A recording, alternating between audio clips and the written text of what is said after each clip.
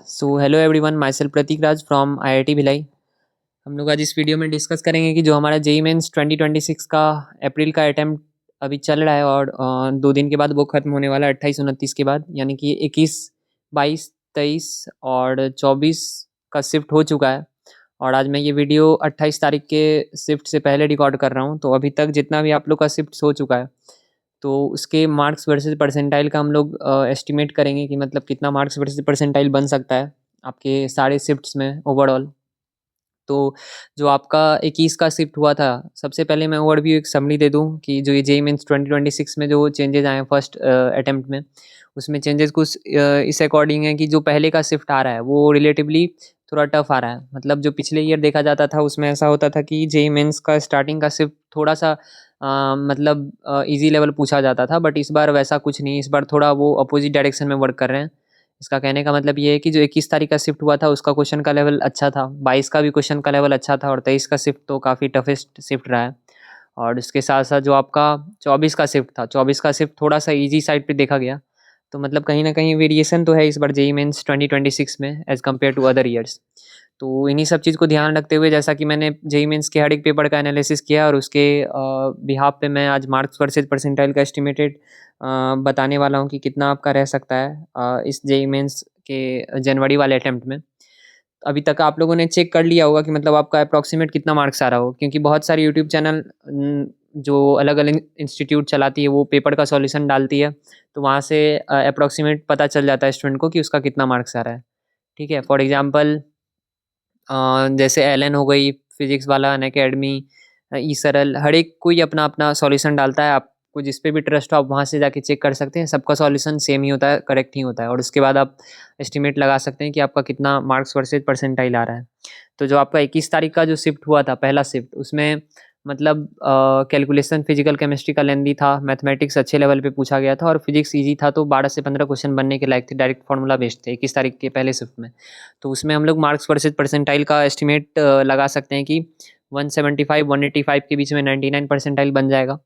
और आपका जो 96 97 परसेंटाइल है वो 155 से 165 के बीच बन जाना चाहिए। 155 से 165 के बीच 97 परसेंटाइल बन जाएगा और 95 परसेंटाइल आपका 120 से 135 के बीच, है ना।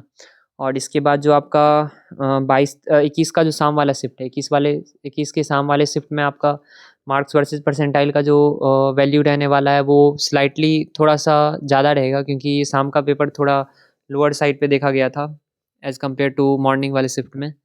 तो जो आपका शाम वाला शिफ्ट था, शाम वाले शिफ्ट में आप अप्रॉक्सीमेट लगा सकते हो कि 185 से 195 के बीच में आपका 99 परसेंटाइल बनने का चांसेज है। और उसके बाद आपका 97 परसेंटाइल 155 और 165, मतलब ऑलमोस्ट फर्स्ट शिफ्ट के जितना ही बनने का चांसेज है। और 95 परसेंटाइल आपका 130 प्लस मार्क्स पे बनेगा, 130 या 135 के अप्रॉक्स।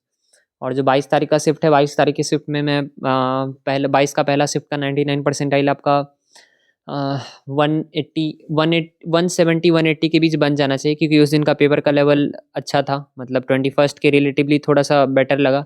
तो 170 180 के बीच मार्क्स वर्सेस परसेंटाइल में आपका 22 का फर्स्ट शिफ्ट का जो मार्क्स वर्सेस परसेंटाइल है 99 का, वो 170 से 180 के बीच रहेगा। 96 या 97 परसेंटाइल आपका 196 परसेंटाइल आपका 140 से 145 के बीच रहेगा।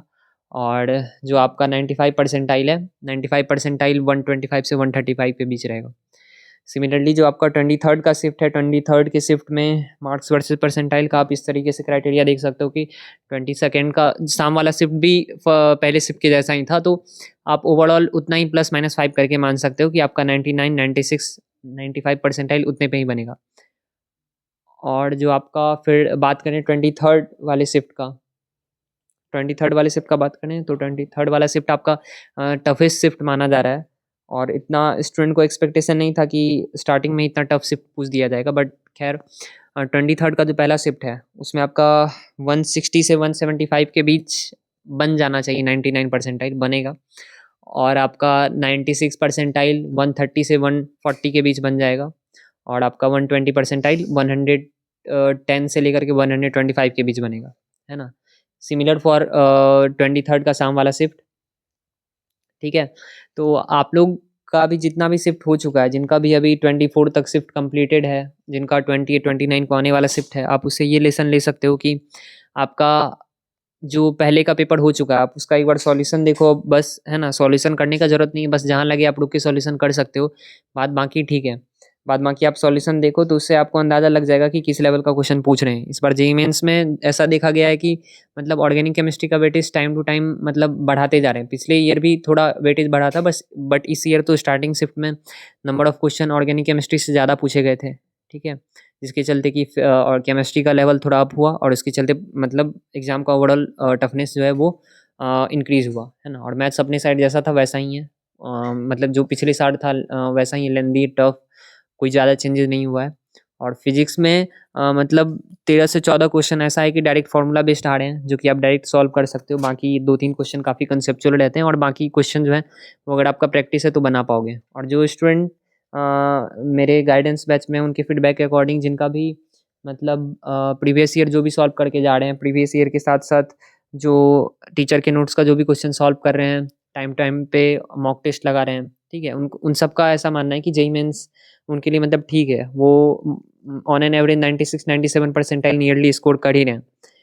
तो आप सब में से किन्हीं को कुछ भी डाउट हो जिनको अभी इम्प्रूवमेंट करना हो सेशन 2 में, तो वो हमारे दिए गए व्हाट्सएप ग्रुप पे ज्वाइन कर सकते हैं जो कि डिस्क्रिप्शन में है। और जिनको कोई भी डाउट पूछना हो मेरे से पर्सनली भी कनेक्ट कर सकते हैं जेईई मेंस अप्रैल अटेम्प्ट 2026 के गाइडेंस के लिए। थैंक यू, आज की वीडियो के लिए इतना ही। मिलते हैं नेक्स्ट वीडियो में। जो भी चैनल पे न्यू है वो चैनल को लाइक, सब्सक्राइब और शेयर करना ना भूलें। Thank you.